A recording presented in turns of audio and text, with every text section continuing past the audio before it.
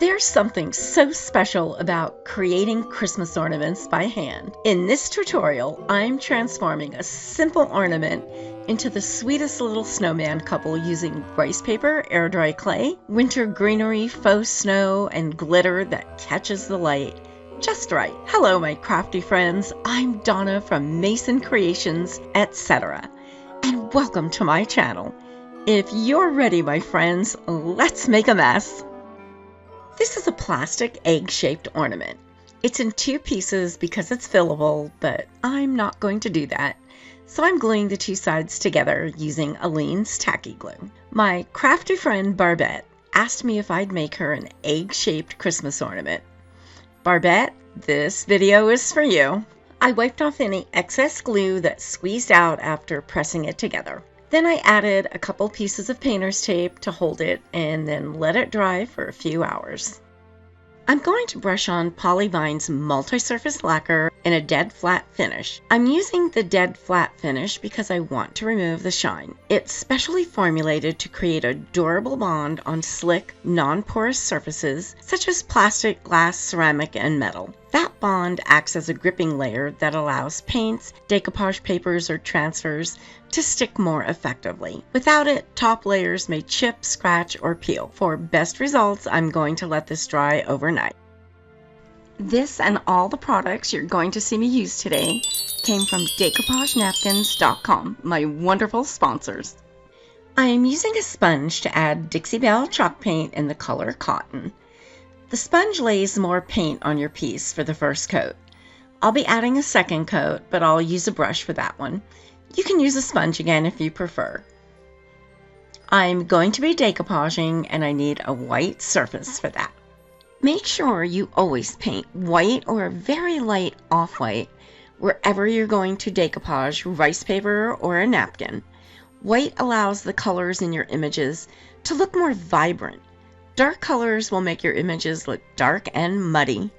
These images are all so cute. It was hard to make up my mind which two I should use.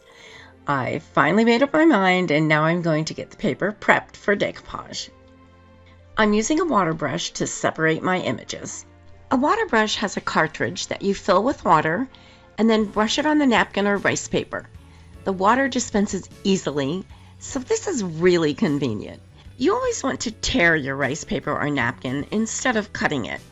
A torn edge is much easier to blend than a sharp cut edge. I separated the two from the main page, and I'm also removing all the white factory borders. I'm tearing those as well for easy paint blending, which is coming up soon. I'll show you the trick to seamlessly blending your paint with the decoupage paper. Okay, let's decoupage. Since the egg is rounded and a dome shape, the paper is not going to lay flat. In order to make it lay flat, I'll need to make some tears all the way around the rice paper. I'm trying not to tear right in the middle of an image, but between parts of the images instead. As I'm tearing the paper, I'm test fitting it to see if I need to add any additional tears. Once I'm confident that the paper is going to lay flat, I'll begin decoupaging.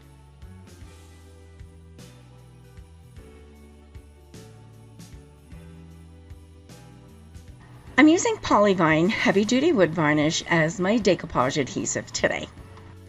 You can use this product as a varnish and an adhesive, which is true for all the Polyvine formulas. It works so much better than the most popular brand of decoupage glue. It's not a glue, so it doesn't go on thick and lumpy. It's a varnish, so it dries crystal clear and will never yellow. I used the dead flat finish because that's what I'm going to use as my finish varnish. But all the Polyvine varnishes can be used as a decoupage glue, so feel free to use whichever one you have on hand.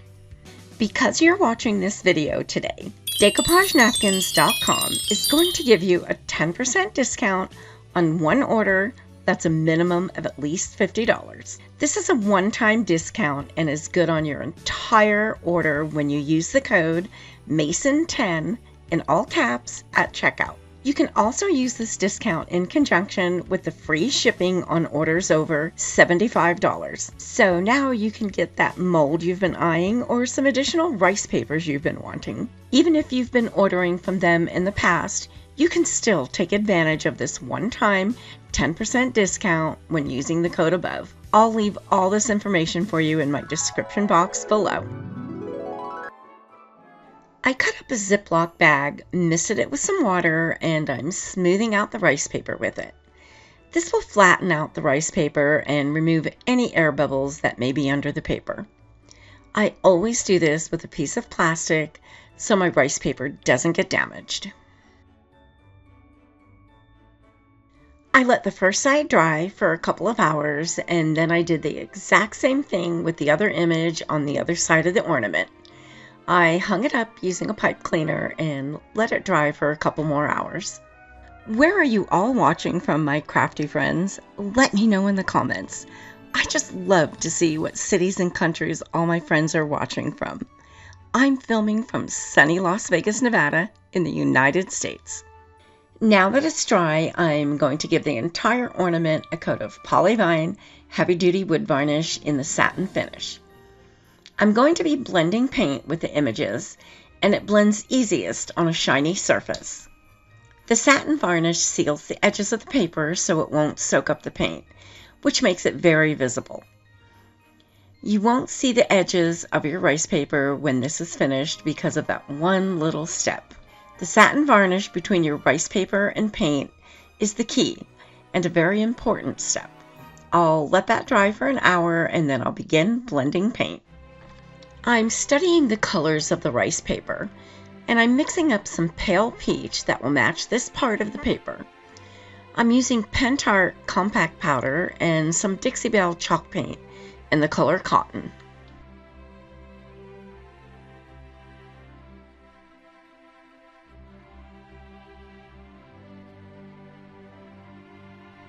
I'm dabbing the color on with a brush and then blending it by tapping it with a sponge.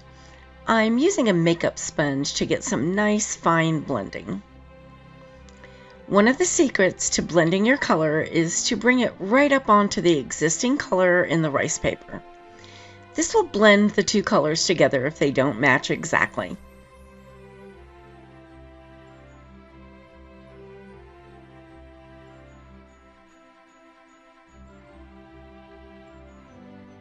I mixed Pentart Country Blue with Pentart Turquoise Blue to get a light turquoise.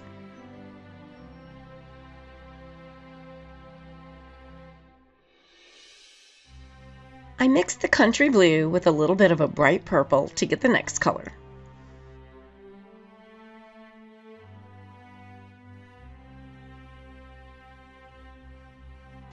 Then I added a little bit of Pentart Gray on my palette because there's some gray in the paper.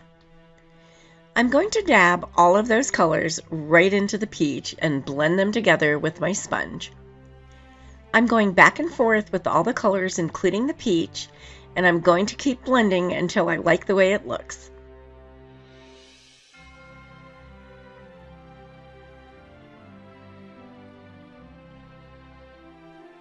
DecoupageNapkins.com has such a great selection of napkins that you can purchase one at a time. They carry many other craft supplies such as rice paper, paint, clay, molds, and a great selection of polyvine products. Over 9,000 products and growing. They are wonderful to work with and will send out your order fast. You'll receive free shipping on orders over $75 and special bonus points for orders over $100. Subscribe to their newsletter by entering your email address and you'll receive 10% off your next order. This discount is separate from the Mason 10 discount and may be used on a separate order. They are truly your one-stop shop for craft supplies. Make sure you check them out. I'll be leaving links for all the products I use in my description box below, as well as more information on the previously mentioned promotions. Please note that any of these promotions are subject to future changes.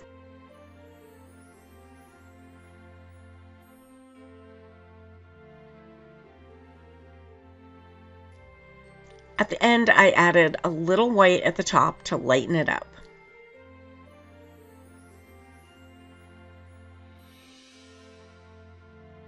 When I did my sponging, I ended up covering some of the branches. I'm using Pentart light brown paint and my nail art brushes to add them back.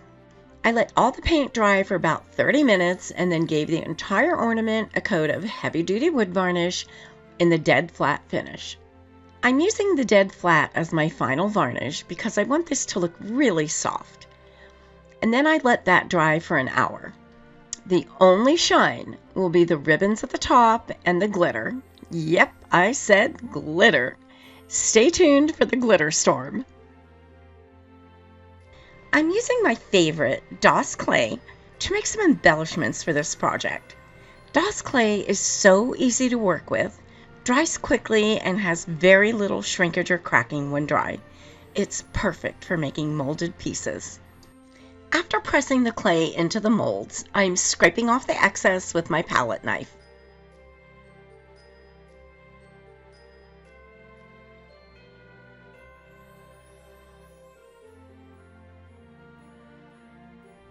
And then smoothing the clay out with some water.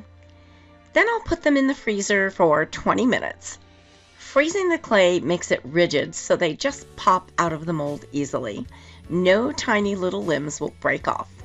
Fresh out of the freezer, watch how easily these just pop out of the molds. No delicate little pieces will break off.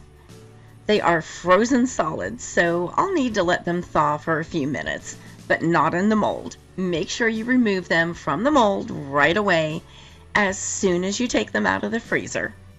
While they're thawing, I take that time to smooth out the edges and remove any little pieces of clay that shouldn't be there. While they're still somewhat frozen is a great time to do this. They're still hard, so touching them won't destroy all that beautiful detail. They do thaw quickly and will be ready to glue to your project within a few minutes. I'm going to use Aleene's tacky glue to add my molded clay to my piece. I need to add this while the clay is still wet so it'll conform to the piece as it dries. This is the best glue I've found for attaching wet clay. If any glue seeps out from under the clay, I'm removing it right away with a clean, damp brush. I'm also pressing down all the edges of the clay very delicately to make sure they're all connecting with the piece. You're going to see me use a lot of different tools that make life so much easier. Things like a turquoise cup cradle to keep round objects from getting away, a bow dabra that makes bows in a snap, a water brush for separating rice paper and napkins, nail art brushes for fine detail work, palette knives, a rhinestone picker, and others. All of these items are listed in my description box below and my favorite tools section, just in case you'd like to check any of them out. To find my description box, click on the word More just below the title of this video. I'm using Pentart in the color red to paint the clay ribbons at the top of the ornament. I'll let the paint dry for about 30 minutes and then I'll move on to the next step. I'm going to do an antiquing technique to make them stand out from the ornament base and some highlighting to make them look frosty. If you're enjoying this video, please let me know by hitting that like button. And why not share this with a friend? Thanks for doing that. You won't want to miss any of the new projects coming up, so don't forget to subscribe. I'm going to seal my red ribbons with the heavy-duty wood varnish, but in the satin finish. I'm going to be doing some antiquing, and you need a shiny surface for it to work properly. I'm going to go around the edges of the ribbons on the surface of the base ornament. I'll be adding a little antiquing there too, and I need to be able to wipe some of it off. I'll let this dry for 1 hour and then move on to the antique.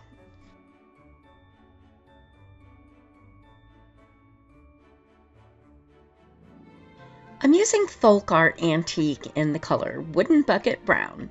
I added a couple drops in a small paper cup and then added some water to thin it out. I prefer my antiques a little runny. I'm brushing my antique on the piece, going over and around all the embellishments. I'm doing this in sections and wiping the antique off with a soft dry cloth right away before it can dry. Because of the gloss finish, it will wipe off the surface and stay in all the cracks and crevices, showing the details of the mold.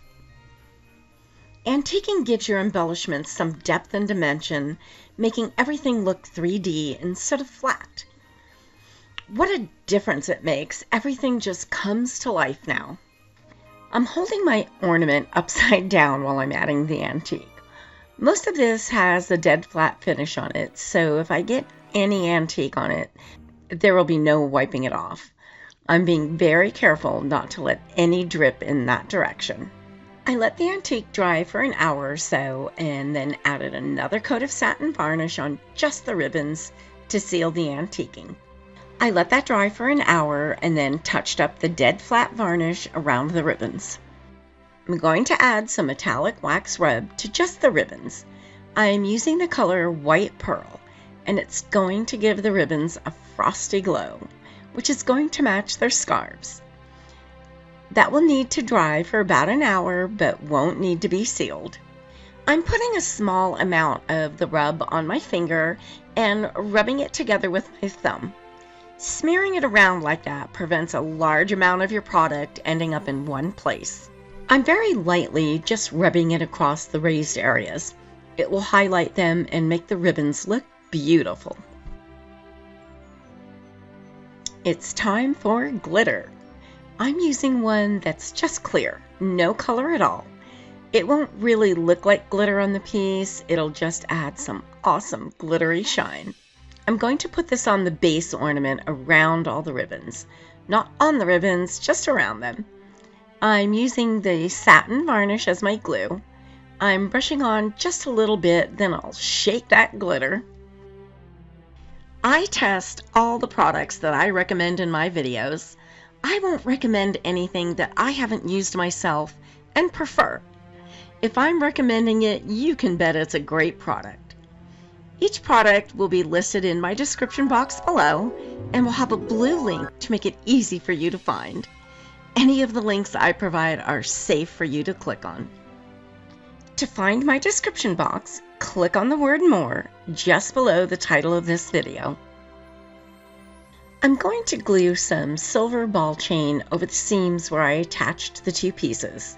It'll be a nice detail and not look like I covered up a seam.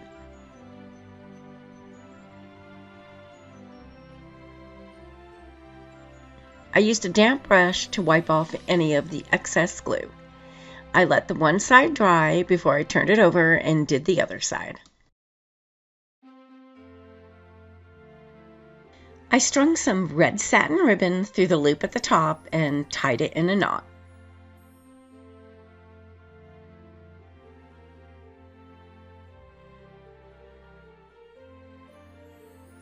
Then tied the tails in a bow.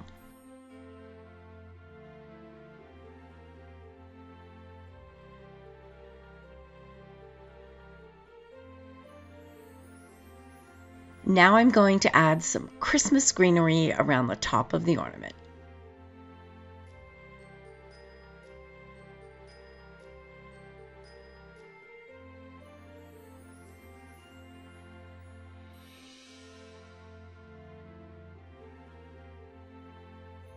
How about some snow around the bottom? Yes, please! I'm using a Lean's True Snow. I'm putting this on with a palette knife, just like you'd put icing on a cake. Don't forget, all of the wonderful products I'm using can be found at my favorite place for craft supplies, decoupagenapkins.com, and I'll leave you links in my description box below. While it's still wet, I am sprinkling some glitter on that as well.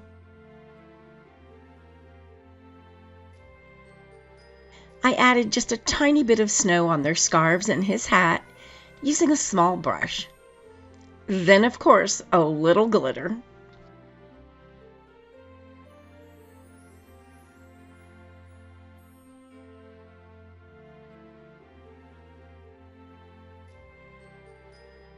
I put together a Christmas playlist with some other tutorials you may enjoy.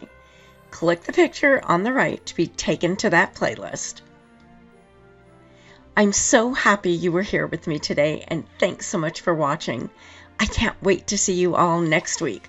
I'm working on a new Christmas project with you in mind.